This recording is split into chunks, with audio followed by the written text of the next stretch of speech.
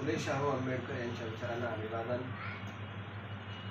मित्रहो, आज राष्ट्रीय पुरोगामी पत्रकार संघाचे नूतन कार्यकारिणीची जी निवड झालेली आहे त्यांचा सन्मान सत्कार करण्यासाठी आपण उपस्थित झालेलो आहोत। या कार्यक्रमाला आवर्जून उपस्थित असलेले आमचे गायकवाड साहेब, संजय राक्षसे, शिकारे साहेब, कामठेकर साहेब, दाड़ेल सर, आमचे महाराज राठोड सर, चव्हाण सर आणि आमचे विकास गुंडळे सर। माझ्यापेक्षा एका महिन्याने मोठे असलेले आमचे दादा शंकरसिंह ठाकूर साहेब यांची राष्ट्रीय पुरोगामी पत्रकार संघाच्या महाराष्ट्र राज्य कार्याध्यक्षपदी नियुक्ती झाली, त्याबद्दल मी बी.आर. आंबेडकर प्रेस काउन्सिलच्या वतीने सुरुवातीला त्यांचं अभिनंदन करतो।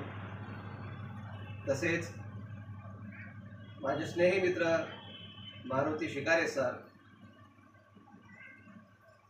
यांचीही मराठवाडा कार्याध्यक्षपदी निवड झाली, त्यांचाही अभिनंदन करतो। तसेच माझे स्नेही मित्र कामठेकर सर, विनायक कामठेकर, ते एका दैनिकाचे संपादक आहेत, माहिती त्यांचं दैनिक आहे, त्यांना चांगला दांडगा पत्रकारितेचा अनुभव आहे आणि त्याच पत्रकारितेचे अनुभव लक्षात घेता त्यांना राष्ट्रीय पुरोगामी पत्रकार संघाचे आमचे जे मित्र आहेत शंकरसिंह ठाकूर यांनी त्यांच्यावर जिल्हाध्यक्ष पदाची जी जबाबदारी टाकलेली आहे ते मी ह्या गोष्टीवर ठाम आहे। माझा विश्वास आहे की ते निर्भीडपणे त्यांचं काम ते उत्तम प्रकारे पाहते।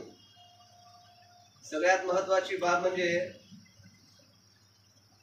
माझ्यापेक्षा एका वयाने मोठे असलेले आमचे शंकरसिंह ठाकूर यांनी बी.आर. आंबेडकर प्रेस काउन्सिलचे आमचे जिल्हाध्यक्ष होते, संजय राक्षसे यांनाही त्यांनी पुरोगामी पत्रकार संघामध्ये ओढलेलं आहे। मी त्यांचं अभिनंदन करतो। त्यांचं पद काय मला माहिती नाही, पण कोणत्या याच्यावर होतील आता ते निर्णय ते घेतील।